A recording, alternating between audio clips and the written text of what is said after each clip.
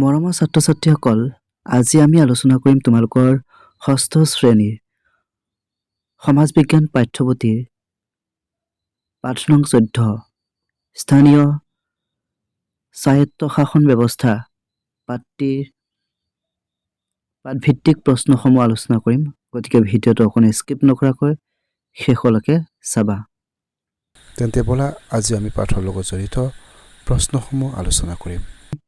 অনুশীলনী 1ৰ প্ৰশ্নসমূহ আলোচনা কৰিম। প্ৰশ্ন 1, তলত দিয়া প্ৰশ্নবোৰৰ উত্তৰ দিয়া। প্ৰশ্ন ক, ভাৰতৰ শাসন ব্যৱস্থাক কেইটা স্তৰত ভগাব পাৰি? উত্তৰত লিখিবা, ভাৰতৰ শাসন ব্যৱস্থাক মূলতঃ তিনিটা ভাগত বা তিনিটা পৰ্যায়ত ভাগ কৰিব পাৰি। সেইসমূহ হৈছে কেন্দ্ৰীয় প্ৰশাসন, ৰাজ্যিক প্ৰশাসন আৰু স্থানীয় প্ৰশাসন। প্ৰশ্ন খ, স্থানীয় স্বায়ত্তশাসন মানে কি? উত্তৰত লিখিবা, প্ৰতিখন ঠাইৰে অঞ্চলভিত্তিক কিছুমান নিজা নিজা সমস্যা থাকে। সেইবোৰ স্থানীয়ভাৱে সমাধান কৰিবৰ বাবে যি বিশেষ ধৰণৰ শাসন ব্যৱস্থা থাকে তাকে স্থানীয় স্বায়ত্তশাসন ব্যৱস্থা বুলি কোৱা হয়। ঠিক আছে। প্ৰশ্ন গ, স্থানীয় স্বায়ত্তশাসনৰ প্ৰয়োজনীয়তা কি উল্লেখ কৰা। প্ৰশ্ন গ, স্থানীয় স্বায়ত্তশাসনৰ প্ৰয়োজনীয়তা কি উল্লেখ কৰা।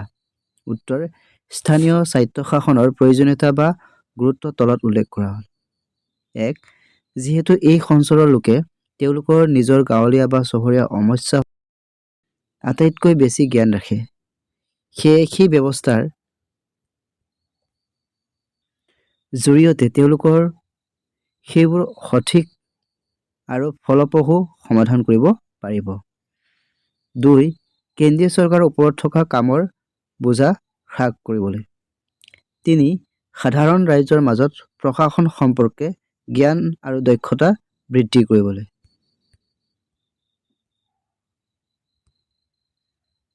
4 নম্বৰ, চৰকাৰী কাম-কাজ আৰু শাসন ব্যৱস্থাত সাধাৰণ লোকসকলৰ অংশগ্ৰহণ নিশ্চিত কৰিবলৈ।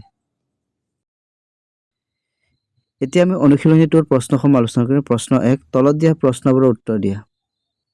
প্ৰশ্ন ক, স্থানীয় চৰকাৰ বুলি কাক অভিহিত কৰা হয়? উত্তৰত লিখিবা, পঞ্চায়ত ব্যৱস্থাক স্থানীয় চৰকাৰ বুলি অভিহিত কৰা হয়। খ, পঞ্চায়ত এলেকাত কেইটা ভাগত ভগোৱা হয়? 10টা ভাগ। টোটেল 10খন ৱাৰ্ড লৈ এখন পঞ্চায়ত গঠন কৰা হয়। প্ৰশ্ন গ, গাঁও পঞ্চায়তৰ দুটা কাৰ্য উল্লেখ কৰা। উত্তৰত লিখিব, গাঁও পঞ্চায়তৰ দুটা কাৰ্য হৈছে বাট-পথ নিৰ্মাণ কৰা বা মেৰামতি কৰা। দ্বিতীয়তে গাঁৱৰ লোকসকলৰ স্বাস্থ্য, খোৱা পানী আৰু অনাময় ব্যৱস্থা কৰা। প্ৰশ্ন ঘ, গাঁও সভাৰ বিষয়ে চমুকৈ লিখা। উত্তৰত লিখিবা, গাঁও পঞ্চায়ত এলেকাৰ ভিতৰৰ ভোটাধিকাৰ থকা লোকসকলে মিলি গাঁও সভা কৰে। গাঁও সভাৰ বৈঠকত পঞ্চায়ত সভাপতিজনে সভাপতিত্ব কৰে। এই সভাত পঞ্চায়তৰ মুঠ ভোটাৰৰ শতকৰা 10% অতি কমেও 100জন ভোটাৰ উপস্থিত থাকিব লাগে। গাঁও সভা বছৰত কমেও 4 বাৰ অনুষ্ঠিত হ'ব লাগে। গাঁও সভাৰ বৈঠকত গাঁও পঞ্চায়তৰ অন্তৰ্গত এলেকাৰ সমস্যাবোৰ আলোচনা কৰা হয় আৰু ইয়াৰ সমাধানৰ পথ নিৰ্ধাৰণ কৰা হয়। অৰ্থাৎ গাঁও সভাই গাঁও পঞ্চায়তক ইয়াৰ কাম-কাজ সম্পাদনত প্ৰয়োজনীয় সহায় বা পৰামৰ্শ আগবঢ়ায়। প্ৰশ্ন ঙ, আঞ্চলিক পঞ্চায়তখন কেনেদৰে গঠন কৰা হয়? উত্তৰত লিখিবা, শাসন আৰু প্ৰশাসনিক কাম-কাজ সহজ কৰিবৰ বাবে প্ৰত্যেক জিলাক একাধিক সৰু সৰু অংশত বিভক্ত কৰা হয়, যাক উন্নয়ন খণ্ড বুলি কোৱা হয়। প্ৰতিটো উন্নয়ন খণ্ডতে একোখনকৈ আঞ্চলিক পঞ্চায়ত গঠন কৰা হয়। সেই আঞ্চলিক পঞ্চায়তসমূহৰ অধীনত কেইখনমান গাঁও পঞ্চায়ত থাকে। এখন আঞ্চলিক পঞ্চায়ত গঠন কৰিবলৈ প্ৰতিখন গাঁও পঞ্চায়তৰ পৰা একোজনকৈ নিৰ্বাচিত সদস্য, গাঁও পঞ্চায়তৰ সভাপতিজন, সেই বিধায়ক আৰু লোকসভাৰ সাংসদজন একেলগ হয়। প্ৰথম ভাৰতৰ কোন ৰাজ্যৰ কোনখন জিলাত প্ৰথমবাৰৰ বাবে গাঁও পঞ্চায়ত গঠন কৰা হৈছিল? উত্তৰত লিখিবা ভাৰতৰ ৰাজস্থান ৰাজ্যৰ নাগৌৰ জিলাত প্ৰথমবাৰৰ বাবে গাঁও পঞ্চায়ত গঠন কৰা হৈছিল। অনুশীলনী 3 প্ৰশ্নসমূহ আলোচনা কৰিম। প্ৰশ্ন 1 তলত দিয়া প্ৰশ্নবোৰৰ উত্তৰ দিয়া। প্ৰশ্ন ক অসমত মুঠ কেইখন জিলা পৰিষদ আছে? টোটেল 26খন। প্ৰশ্ন খ গাঁও অঞ্চলৰ স্থানীয় স্বায়ত্তশাসনৰ আয়ৰ উৎসসমূহ কি কি? উত্তৰত লিখিবা গাঁও অঞ্চলৰ স্থানীয় স্বায়ত্তশাসনৰ আয়ৰ উৎসসমূহ হৈছে 1 হাট বজাৰৰ পৰা অহা কৰ, ৰাজহ, জৰিমনা আদি। 2 কেন্দ্ৰীয় আৰু ৰাজ্য চৰকাৰৰ পৰা লাভ কৰা অনুদান। 3 স্থানীয় সাংসদ আৰু বিধায়কে আগবঢ়োৱা অনুদান। প্ৰশ্ন গ জিলা পৰিষদ এখনৰ কাৰ্যকাল কিমান বছৰ? 5 বছৰ। ঘ নগৰ অঞ্চলত কি কি স্বায়ত্তশাসন ব্যৱস্থা দেখা যায়? উত্তৰ পৌৰ নিগম, পৌৰসভা আৰু নগৰ সমিতি। প্ৰশ্ন ঙ ৱাৰ্ড বুলিলে কি বুজা? উত্তৰত লিখিবা নগৰসমূহক জনসংখ্যা অনুপাতে কিছুমান এলেকাত ভাগ কৰা হয়। এই একোটা এলেকাকে ৱাৰ্ড বোলা হয়। 2 নম্বৰ প্ৰশ্নটো লৈছো কোনো এটা অঞ্চল নগৰ হিচাপে পৰিগণিত হ'বলৈ কি কি বৈশিষ্ট্য থকাটো দৰকাৰ? উত্তৰত লিখিবা কোনো এটা অঞ্চল নগৰ হিচাপে পৰিগণিত হ'বলৈ তলৰ বৈশিষ্ট্যকেইটা থাকিব লাগিব। প্ৰশ্ন 1 অঞ্চলটোৰ নিম্নতম জনসংখ্যা প্ৰায় 5000 হ'ব লাগিব। দ্বিতীয়তে জনসংখ্যাৰ ঘনত্বৰ প্ৰতি বৰ্গ কিলোমিটাৰত কমেও 400 জন হ'ব লাগিব। তৃতীয়তে জনসংখ্যাৰ 75% লোক কৃষিৰ বাহিৰেও অন্য কৰ্মত নিযুক্ত থাকিব লাগিব। প্ৰশ্ন 3 নগৰ অঞ্চলৰ স্থানীয় শাসন ব্যৱস্থাৰ স্তৰকেইটাৰ গঠন প্ৰণালী বৰ্ণনা কৰা। উত্তৰত লিখিবা নগৰ অঞ্চলৰ স্থানীয় শাসন ব্যৱস্থাৰ স্তৰকেইটাৰ গঠন প্ৰণালী। 1 চহৰ আৰু সৰু নগৰ যাক কোৱা হয় নগৰ সমিতি। চহৰ বা সৰু নগৰ স্থানীয় শাসন ব্যৱস্থা হিচাপে নগৰ সমিতিত থাকে। নগৰ সমিতিৰ মুৰব্বীজনক সভাপতি বুলি কোৱা হয়। আৰু নগৰ সমিতিৰ কাৰ্যকাল হৈছে 5 বছৰ। দ্বিতীয়তে মধ্যমীয়া নগৰ অৰ্থাৎ পৌৰসভা। মধ্যমীয়া নগৰত স্থানীয় শাসন ব্যৱস্থা হিচাপে পৌৰসভা থাকে। পৌৰসভাৰ মুৰব্বীজনক পৌৰপতি বুলি কোৱা হয়। পৌৰসভাৰ কাৰ্যকালো 5 বছৰ। তৃতীয়তে মহানগৰৰ পৰ্যায়ত যাক পৌৰ নিগম বুলি কোৱা হয়।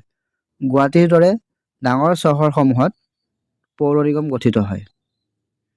ইয়াতো সদস্যসকলক পোনপটীয়াকৈ নিৰ্বাচিত কৰা হয় আৰু এজন মেয়ৰ বা মহকুমাধিপতি থাকে। পৌৰ নিগমৰ কাৰ্যকালো 5 বছৰ হয়। পৰৱৰ্তী প্ৰশ্ন 4 নগৰ অঞ্চলৰ স্থানীয় স্বায়ত্তশাসন ব্যৱস্থাৰ কাম-কাজ উল্লেখ কৰা। উত্তৰত লিখিবা নগৰ অঞ্চলৰ স্থানীয় স্বায়ত্তশাসন ব্যৱস্থাৰ কাম-কাজসমূহ হৈছে 1 হাট বজাৰৰ নিৰ্মাণ আৰু ৰক্ষণাবেক্ষণ। দ্বিতীয়তে বৃত্তিমূলক প্ৰশিক্ষণ ব্যৱস্থা।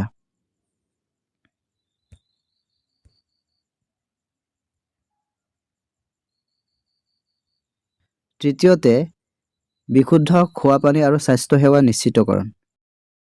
4 ৰাজহুৱা পুথিভঁৰাল, কলা সংস্কৃতি কেন্দ্ৰ আদি স্থাপন। 5 প্ৰাকৃতিক দুৰ্যোগৰ সময়ত প্ৰয়োজনীয় সহযোগিতা আগবঢ়োৱা। 6 নগৰৰ নলা নৰ্দমা, ৰাস্তা ঘাট, প্ৰস্ৰাৱঘৰ, শৌচাগাৰ আদি নিৰ্মাণ কৰা।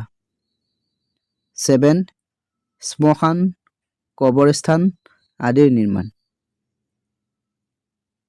8 উদ্যান, খেলপথাৰ, আমোদ প্ৰমোদ গৃহ নিৰ্মাণ। 9 অনাথ শিশুসকলৰ আশ্ৰয়গৃহ স্থাপন আৰু ৰক্ষণাবেক্ষণ। 10 গাড়ী মটৰ, ৰিক্সা, অটো ৰিক্সা আদি ৰখাৰ ঠাইৰ ব্যৱস্থা। 11 ৰাস্তা ঘাটৰ নামাকৰণ পথত বিজুলী বাতিৰ ব্যৱস্থা 13 দৰিদ্ৰ লোকসকলক স্বাৱলম্বী হোৱাৰ বাবে আৰ্থিক সহযোগিতা আগবঢ়োৱা আৰু আত্মসহায়ক গোট গঠন কৰা ঠিক আছে এতিয়া আমি অনুশীলনী 4 প্ৰশ্নসমূহ আলোচনা কৰিম প্ৰশ্ন 1 ভাৰতৰ সংবিধানৰ কোনটো অনুসূচীৰ কিমান নম্বৰ অনুচ্ছেদৰ আধাৰত স্বায়ত্তশাসিত জিলা পৰিষদ গঠন কৰা হৈছে উত্তৰত লিখিবা ভাৰতীয় সংবিধানৰ 6ষ্ঠ অনুসূচীৰ 244 2 আৰু 275 1 অনুচ্ছেদৰ আধাৰত স্বায়ত্তশাসিত জিলা পৰিষদ গঠন কৰা হৈছে প্ৰশ্ন 2 বিটিআৰৰ সম্পূৰ্ণ ৰূপটো কি উত্তৰ বিটিআৰৰ সম্পূৰ্ণ ৰূপটো হৈছে বড়োলেণ্ড টেৰিটৰিয়েল ৰিজিয়ন অৰ্থাৎ 2003 চনৰ 10 ফেব্ৰুৱাৰী তাৰিখে বড়োলেণ্ড টেৰিটৰিয়েল কাউন্সিল অৰ্থাৎ বিটিচি গঠন কৰা হৈছিল বিটিচিৰ অধীনত থকা বড়ো জনজাতি অধ্যুষিত 4খন জিলা যেনে কোকৰাঝাৰ চিৰাং বাক্সা ওদালগুৰি খামুৰি বড়োলেণ্ড টেৰিটৰিয়েল এৰিয়াছ ডিষ্ট্ৰিক্টছ অৰ্থাৎ বিটিএডি বুলি জনা গৈছিল অৱশ্যে 2020 চনত বিটিএডিক বড়োলেণ্ড ক্ষেত্ৰীয় অঞ্চল অৰ্থাৎ বিটিআৰ বড়োলেণ্ড টেৰিটৰিয়েল ৰিজিয়ন হিচাপে ঘোষণা কৰা হয়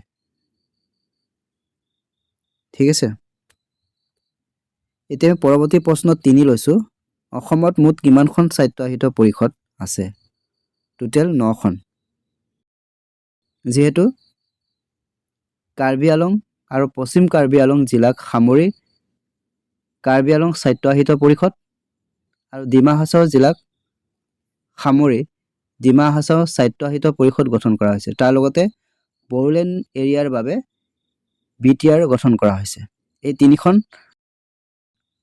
ভৈয়াম অঞ্চলত বসবাস কৰা জনজাতীয় লোকসকলৰ উন্নয়নৰ বাবেও মুঠ